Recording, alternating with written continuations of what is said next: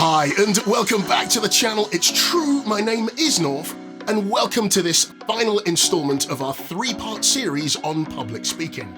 In part one, we looked at why having and honing the skill of public speaking is important. Last time we were here in part two, we covered off some of the mechanics of how to become a great public speaker.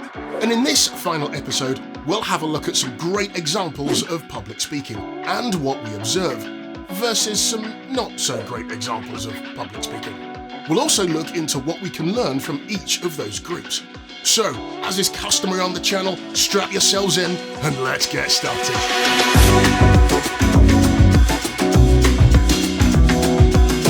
For any leader, entrepreneur, business owner, or employee, public speaking is a core and critical skill some do not put enough time in to get to grips with, moreover to master.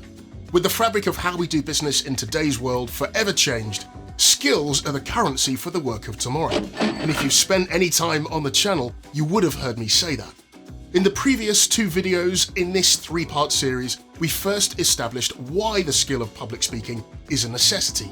Last time we were here, we looked at the mechanics of how to become a skilled public speaker, using the notion of practice and refine with an element of playback. The camera never lies, does it?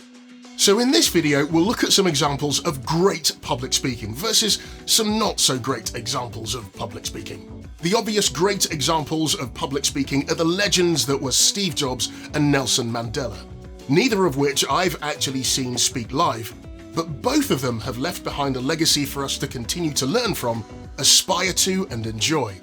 I've had the pleasure of seeing and experiencing some great examples of public speakers in my time. You may spot a theme here. Chris Hadfield, Canadian astronaut and scientist, an all-round nice guy. I had the privilege to hear him speak at an event in Toronto in Canada a few years ago, and from the moment he walked on stage after being introduced, I was utterly captivated, not only by his story, but by how the story was physically delivered by him. Next, Tim Peake, British astronaut, Apache helicopter pilot, test pilot and instructor, and generally all-round nice guy. I saw him capture the minds of over 1,100 people at an event I attended a couple of years ago in Paris, France. So much so you could hear a pin drop on the carpet before his address. Yes, it was that quiet. Again, it was a great story delivered with accuracy, timing and energy. Finally, I'm a huge fan of Mandy Hickson, but due to the global pandemic, I saw Mandy deliver an outstanding presentation virtually. I had the opportunity to hear Mandy's story, who is one of the world's first female RAF fast jet pilots who flew the GR4 Tornado fighter jets back in the day. Mandy regaled her online audience with a truly inspiring story of courage, passion, outstanding teamwork, delivered with lashings of energy and fun. Mandy's message has stuck with me, and dare I say, has inspired me to push the envelope of what I do.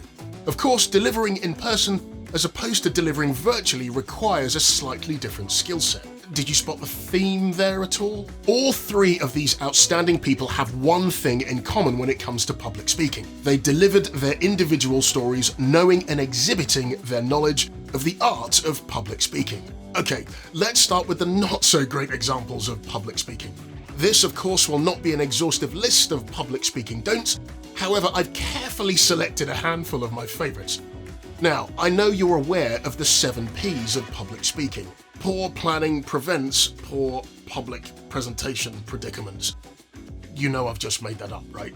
Like, on the spot. The point here is that all three great storytellers planned, produced, and practiced their content delivery. Some of my favorite public speaking mishaps are the following. No audience eye contact? Like, really? That's a proper gaffe. What happens if we don't make good eye contact? We come across as untrustworthy, we lack credibility, and we appear really shady. Another one of my favorites is that we use filler words, very akin to so, and one of my particular favorites is like. If you keep saying, for example, whilst you're presenting, at some point, your audience will only hear, and they'll actually stop listening to your great, detailed content that you've prepared, and they'll start listening to the filler word, which in this example is, You may laugh. However, this happened to me about 8 years ago. I was listening to a supposed top-notch presenter delivering some technical content, and after about 15 minutes, someone in the audience managed to count 120 ums. Yes, that's right, 120 ums counted in 15 minutes. One of my personal favourites is reading from the slides. If you have not put the time in to practice, a dead giveaway is the presenter putting their notes on the slide as reminders. Then they insult your intelligence and your ability to read by reading the contents of the slide to you, word for word. A subtle one is speed of delivery. Now, visually, we can process images 60,000 times faster than text. So if you show someone a picture, they likely would have comprehended it before you said the phrase, "This is a picture of words on a slide." Typically, when we're presenting, nerves do sometimes get the better of us. We speak faster because we're nervous. Now imagine you have delegates in the audience who do not have our native tongue as their first language. They may well have a problem staying engaged with you and following along with you if you're speaking really, really quickly. Finally, we have walkers, rock stars, and twisters. These are the ones who wander aimlessly around a physical stage, rock from side to side, or forwards or backwards, and even twist on their chair whilst they're presenting. Mildly distracting, wouldn't you say?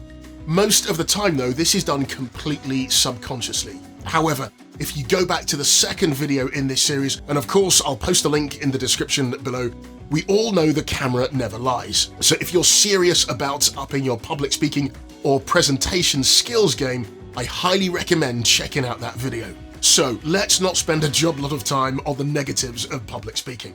Let's now move on to some of the positives.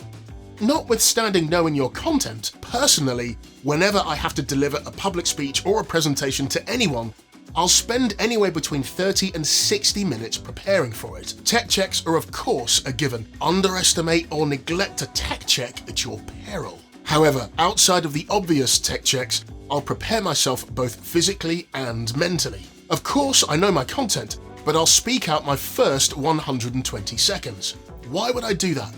I'd practice my welcome, I'd practice my intro, I'd practice my transitions, for example, but once I'm through my first 120 seconds, broadly the hard bit is over. This is what I call the takeoff. And once you're at cruising altitude, so to speak, I'll then make a mental note to smile. Not an axe-wielding homicidal maniac smile, of course, a proper, genuine smile. Smiles are disarming, and of course they're humanizing. As I'm preparing, I'll be hydrating as well. A telltale sign of people that are not properly hydrated before they go on stage is they take a bottle of water with them. Now, this bottle of water also doubles as a prop.